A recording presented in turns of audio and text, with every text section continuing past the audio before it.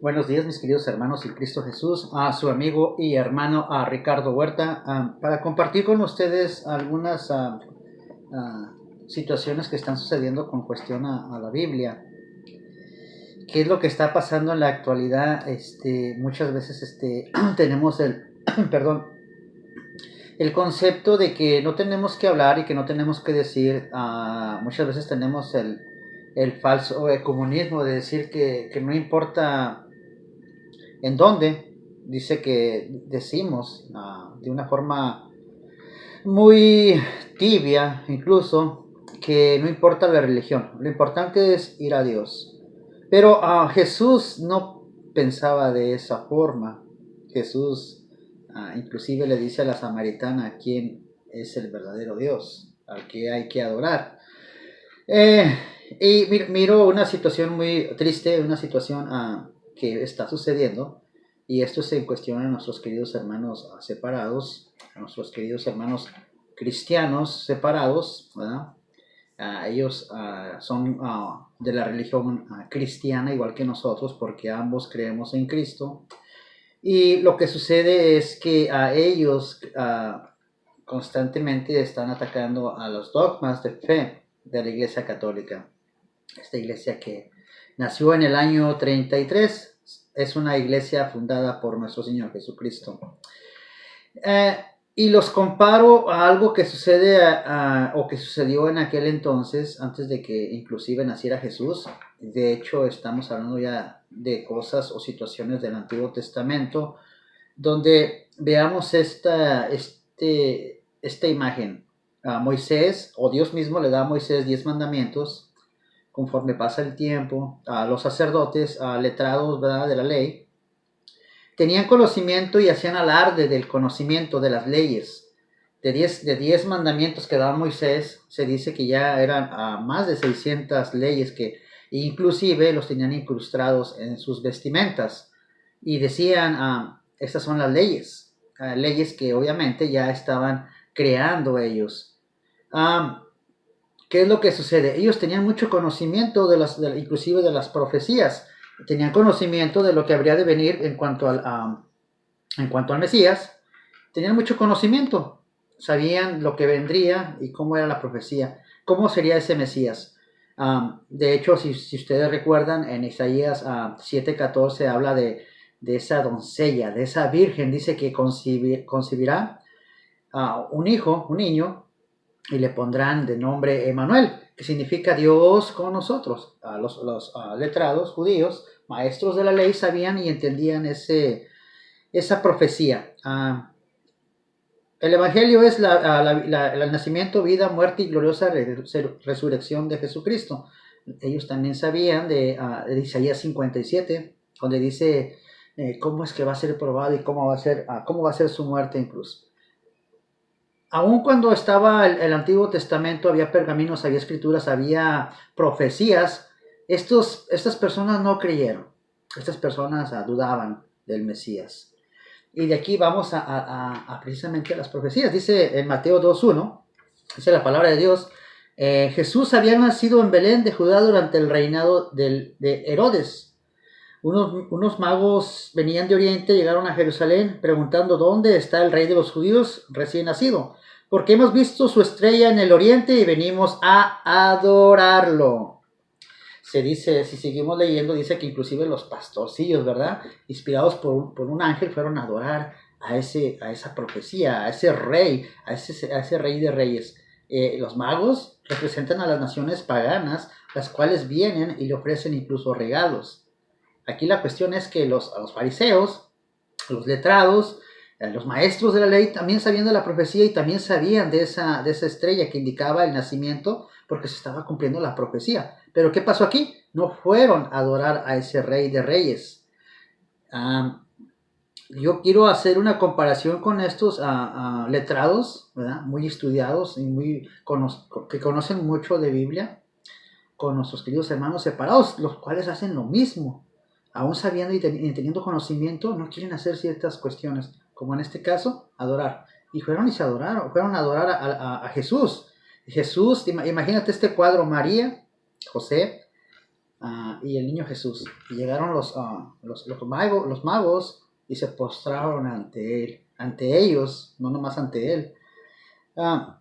Vamos a ir mirando todas esas cuestiones. Entonces aquí tenemos un punto, dice que nació en Belén. ¿Qué significa Belén? Belén significa la casa del pan. El primer milagro que hace Jesús lo encontramos en Juan, capítulo 2, verso 7. Jesús dice la palabra de Dios. Jesús dijo: llenen de agua esos recipientes, y los llenaron hasta el borde. Saquen ahora, les dijo, y llévenlo al mayordomo. Y ellos se lo llevaron.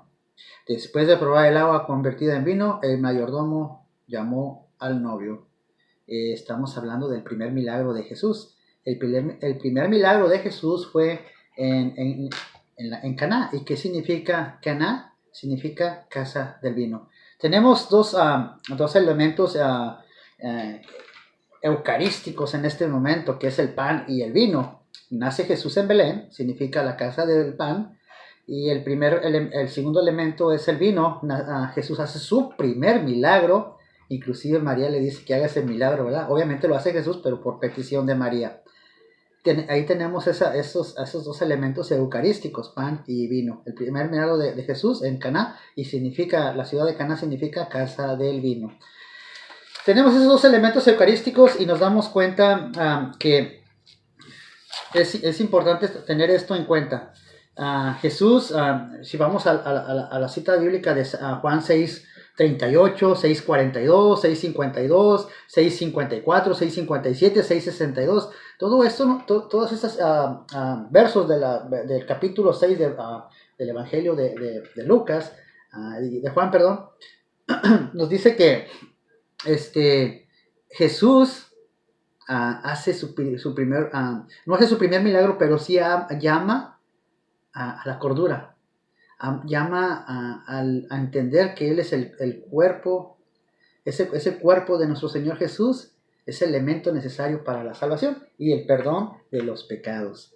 Dice la palabra de Dios que después de hacer la multiplicación de los peces y los panes, llegó una multitud a mirar qué era lo que había sucedido, y le cuestionan, ¿verdad? Le dicen qué fue lo que hizo, qué fue lo que estaba, qué es lo que estaba sucediendo. Jesús dice que ellos no vienen a mirar por lo que es, sino que más bien vienen por el milagro.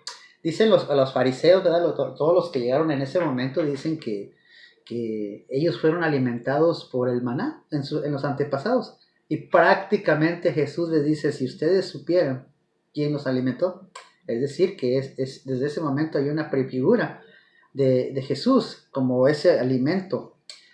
Dice Jesús, ese alimento que lo recibieron para vivir, pero aún así murieron. Pero mi carne es verdadera comida, y el que coma de mi carne vivirá y tendrá vida eterna. Los fariseos, los que estuvieron en ese momento, dijeron: esas palabras son muy duras de entender. ¿Y qué fue lo que hicieron? Este hombre se enloqueció. Vamos a abandonarlo. Inclusive los discípulos dijeron: vámonos, este hombre se ha enloquecido.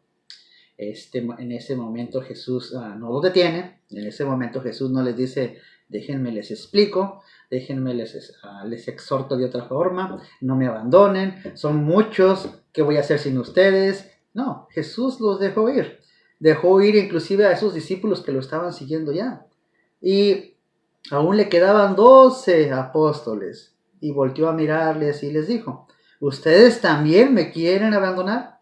¿Ustedes también piensan abandonarme? Todos se quedaron callados, pero hay alguien que levantó o habló en voz de los demás, que es el apóstol Pedro, el cual dice: ¿a dónde habremos de ir si solamente tú tienes palabras de vida eterna? La cuestión aquí es que en ese momento la enseñanza es dura, la enseñanza no la entendían, así como muchas denominaciones protestantes dicen que es una representación. Cierto que no es una representación. En realidad Jesús dice: este es mi cuerpo. Palabras muy duras de entender. Mis queridos hermanos en la fe, mis queridos hermanos cristianos católicos, en ningún lugar te van a alimentar como te alimentan en la iglesia católica. estás alimentado por el cuerpo, la sangre, alma y divinidad de nuestro Señor Jesucristo. ¿A dónde habremos de ir? ¿A dónde? Si solamente en la iglesia que Jesús edificó y que dice que con su sangre, ¿verdad? A precio de sangre. Mis queridos hermanos en la fe, no te dejes engañar por esos hermanitos separados que andan confundiendo por ahí a las personas. Somos bendecidos y somos edificados por Jesús. Jesús es el mismo pan vivo bajado del cielo. La carta de los Corintios dice Pablo también, que no es una representación, en realidad es el cuerpo, alma y divinidad de nuestro Señor Jesucristo. Bueno, mis queridos hermanos en la fe, que como te vuelvo a repetir, no te dejes confundir por esos hermanitos separados. Te deseo de todo corazón bendiciones, paz y bien, y te esperamos en el siguiente video. Bendiciones.